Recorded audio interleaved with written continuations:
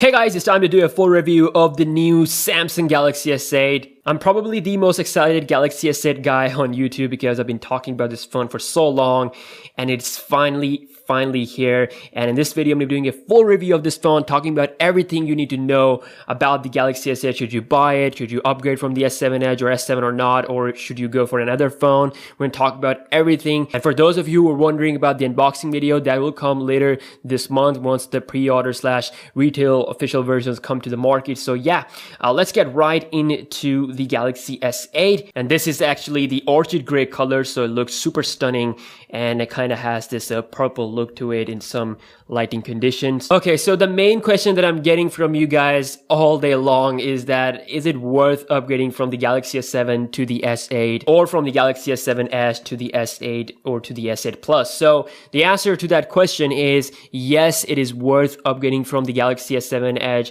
the S7 family, or if you have any other Galaxy S6 or S5 model, it is absolutely worth upgrading to the S8 because this is an end of an era. You can see there is no home button. This is a completely different game now. All the future flagships, the Galaxy Note 8, the Galaxy S9 won't be having the home button. So Apple is also getting rid of the home button. This is now getting all, so this really is an end of an era. These were the phones. This was a phone. This also was a phone. And this is the phone. Freaking Undertaker retired. I mean, it really is an end of an era, a beginning of a new chapter. So yeah, my answer to your question, is it worth upgrading? Yes, it is worth upgrading from the S7 or S7 Edge to the S8 to the S8 Plus. But there is a but. If you don't want to upgrade, if you want to stay on your Galaxy S7 Edge because it's still a great phone and it's still pretty fast, although I'll be doing a speed test with the Galaxy S8 in the upcoming video, so please subscribe for that. So it is still pretty fast, it's still pretty futuristic, and it has the same camera as the Galaxy S8. So if you want to still use your Galaxy S7 Edge, you can do it. I respect that decision, and then you can later upgrade to something like Galaxy Note 8. So yeah, with that question being answered, let's get right into the full review. So starting off with the build quality of this phone, so it is looking very similar to the last year's Galaxy S7 Edge. Of course, from the back, it does have this new edition of the fingerprint scanner, which is basically an immediate risky decision from Samsung because we heard that it will have the fingerprint scanner in the front of the display at the start, but they couldn't do it in time. So now it is on the back, and it is a bit of a weird position, to be honest, because when I'm holding the phone with my right hand, I can easily, unlock my phone like this, but when I'm using it with my left hand, most of the time my finger is on here, and then I just move my finger like this, and most of the time I have my finger sliding through the camera as well, which makes it a bit more fingerprinty. So that can actually affect your pictures if you're capturing photos from the main sensor. So yeah, that's what something I've noticed, a bit of a flaw with the Galaxy S8 design. And again, this is something that I will get used to after using it for some time. And in comparison to a 5.5-inch iPhone 7 Plus, you can see it looks and it feels a lot smaller. Like, it really is a really handy phone. And like I said, that the Galaxy S8 would be a perfect choice for most of people because it is having a big display while being incredibly handy. So if you take a look at the bottom of the phone, we got the USB Type-C 3.5mm headphone jack and the speaker. On the top of the phone, we get this tray along with the microphone hold. So this tray is of course for the SIM card and micro SD card. On the right side of the phone, we have the power button, just the power button, and on the left we get the new Bixby button along with the volume rocker. And again, on the back we got the fingerprint sensor, the camera, and the heart rate sensor. Compared to the last year, the heart rate sensor feels like it is underneath the glass. I mean, I can definitely feel the sensor here, but it's like it is under the glass, like you can't feel it with your finger. So that is a good thing because now you can only feel the camera and the fingerprint sensor when you're going to move your hand around it. So yeah, that's a bit of a change that I've noticed around this part. And of course, we do have that Samsung logo on the back, a bit of a numbering thing here at the bottom with some Galaxy models. So now let's take a look at the display, and holy moly, this is amazing.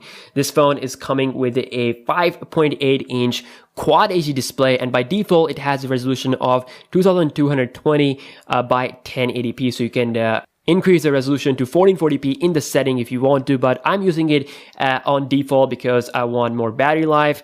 So yeah, it is looking pretty sharp, and as you can see, we do have the new navigation bar buttons, so the back key, the home key, and the multitasking key, and you can actually change the colors of these keys in the settings. You can change the position. A lot of tweaks are there with these nav bar keys. My god, this display looks amazing, and the best part of this display, of course, is playing games on it, watching YouTube videos. The experience is amazing. When you're watching YouTube videos, it actually allows you to have that full screen experience, and that's really going to change the way you use your phone, the way you enjoy the content on your phone. And I mean, to be able to praise this display, you really have to see this phone in person. I mean, it looks absolutely insane. Of course, we do have the curve now, and it's a bit different from the curve of the Galaxy S7 Edge. You're not going to be able to, you know, have that random touches compared to the older models. So it's much more, you know, responsive to the actual touch from the front, not from the sides. So display wise, it is absolutely on point and my favorite on the market right now. Under the hood, we get Exynos 8895 plus 4 gigs of RAM or Snapdragon 835 plus 4 gigs of RAM. It is a absolute beastly combination. You're going to have a really, really good, fast experience with this phone. It's not going to lag or anything like that. Of course, I'll be doing my speed tests and my gaming comparisons in the future videos, so please stay tuned for that. But yeah, in general, you're not going to be facing any lag. It also does a very decent job in benchmarks, quite high actually compared to the Android department, and the highest when it comes to the Antutu benchmark, even higher than the iPhone 7. So I have to say, I mean, this phone is actually really, really fast, and I don't really rely on the benchmarks because I'm more of a real life test guy, real life speed test guy. So I'll be doing my testing on the channel. Again, please subscribe. If you talk about the software, it's coming with Android 7.0 Nougat, and it's called as Samsung's Experience UI now compared to the TouchWiz UI, so the name is changed.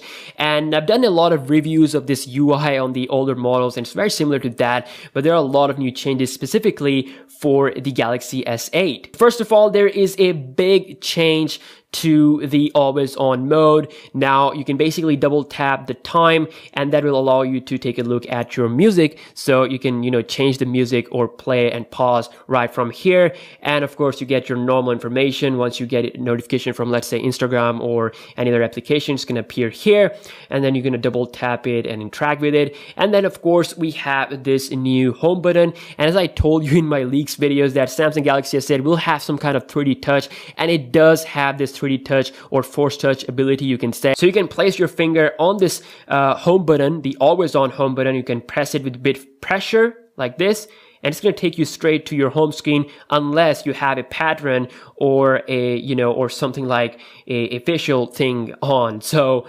basically it allows you to go through the home screen or to your pattern page. And yeah, it actually has a bit of a force touch or 3D touch, you can say, and that is a good thing because Samsung can apply it to their, you know, future flagship, like a full-time 3D touch display with the future flagship that would work with third-party apps and all. So yeah, a bit of a small 3D touch thing here that not a lot of people are mentioning. So unlocking the phone, you can see the usual Samsung look is there. You can go into the app drawer. Now there is the ability to hide the app drawer as well as enable it. So I have it enabled on my phone. I'm just going to hold the display. You can see we got 3 options: the wallpaper and themes, the widgets, and the home screen settings. And here you can basically change the home screen from home or app screen, which means the home or app drawer, or only home screen if you want that. You can also change the grid size and the apps button. So in the leaks we saw there was no app button. So I can hide that if I apply it, and you can see the app button is now gone. We also get this swipe gesture like the Google Pixel. So, and of course you do get your split screen multitasking by holding down an application, swiping up, and then of course it allows you to launch more apps. Let's say if I launch the gallery, and you can see that it is launched up pretty fine. This actually is one of my favorite features from the Android Nougat, and this was something available to Samsung phones for a lot of time. It's not actually something new for Samsung users. So going into the quick setting area or quick toggles area, you can see that we do have very similar look as the older phones. There is a thing called as Edge Lightning here that basically, you know, shows you the notification. The edge kind of lights up. We also have the blue light filter, which is like a night mode. We get the power saving tool, the mid and the max. So you do have the ability to downgrade the display just like the Galaxy S7 and the S7 Edge. And of course, you do have the secure folder, one of the best software edition with the Samsung phone. with the torch you can basically control different levels. So a lot of things have been changed. And of course, swiping here, you do get the Hello Bixby or Bixby home screen, which is having all your cards, all your news, what's trending on Facebook. You get all that stuff. And of course, you can turn on location to allow Bixby to do more stuff and provide you more information. And you can go into main settings of the Bixby, and basically if you want to disable it, you can disable that. And these are the current application that it supports, the Bixby cards, and it is getting support for the third-party applications, and it will support a lot more application in the future. So yeah, the Bixby is there. And apart from Bixby, you also get a secondary AI assistant, which is going to be pretty common on all the Android phones, which is of course the Google Assistant. So that is there, and you can basically ask things like, what's the weather, or what is the name of the president, things like that. So that works absolutely fine. Taking a look at the main settings, you can see that we have a very similar look here, not much change. So I will be doing a separate video talking about the tips and tricks and hidden features. But right now, just to give you guys a quick look here, so we do have a device maintenance tab, one-stop shop for your phone to manage its data, clear up useless files. We also have an advanced feature tab, which is the place where you see all your special features like smart stay, one-handed mode, finger sensor gestures. We got quick launch camera, which is of course now can be done by double pressing the home button, the power button, so the home button is actually gone. So that is there. And of course we get options like multi-window, palm swipe to capture the screenshot, lots of things. And of course my favorite video enhancer, which basically takes the full potential of this beautiful Quad HD display when you are using the media and you're watching YouTube videos, things like that. So overall, the Galaxy S8's UI is actually my favorite. Even before the S8, the S7's UI was my favorite. I like what Samsung is doing with their UI, providing us things like, the theme engine and all that stuff, and a bit more like the stock Android. So we get the touch of all the stuff. The Galaxy S8 is a pretty security packed phone. So we have the fingerprint scanner and the facial recognition scanner and the iris scanner. So basically you can set them all up at the same time and make your phone ultra secure. So if I go into lock screen security, you can see we have the screen, face recognition, fingerprint scanner, and the iris scanner. So fingerprint scanner actually works pretty fast. Let me just quickly show you guys the speed here, so you can see. And same thing with the facial recognition sensor. It is absolutely fast, like Samsung says. And I've actually tried to bypass it by using a method, by capturing that photo on a different phone, and it didn't work. And I've seen a video where it did work, but with my Galaxy S8, it didn't work. So for me, it's actually pretty secure. And then of course we have the iris scanner, which we have seen on the Note 7,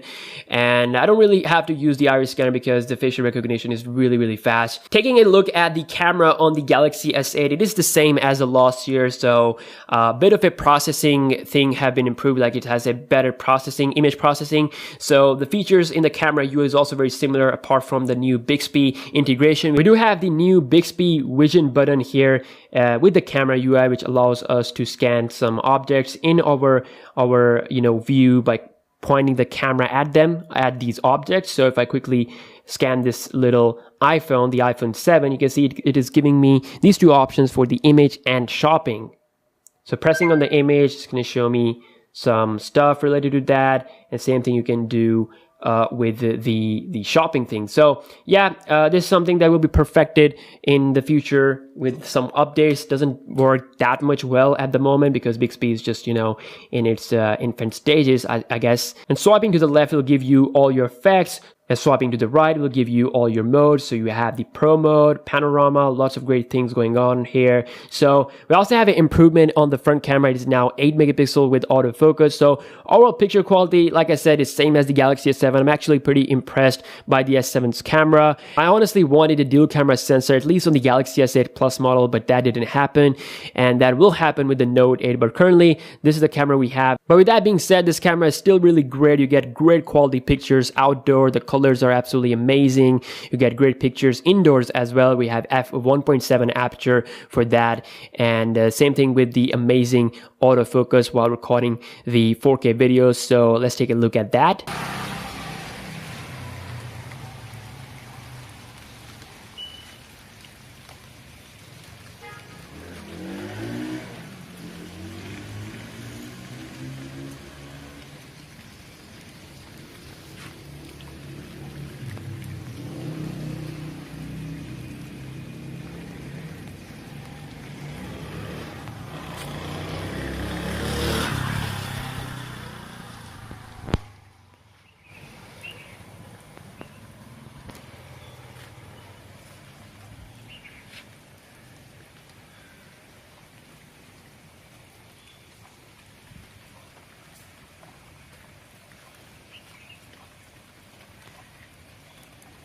So lastly, if we talk about the battery life on the Galaxy S8, so it's coming with a 3000 milliamp hours of battery, and the S8 Plus comes with a 3500 milliamp hour battery. So for me, it has been really stable. Like, I haven't seen any major drop in the battery percentage, even with the full brightness and Wi-Fi all the time.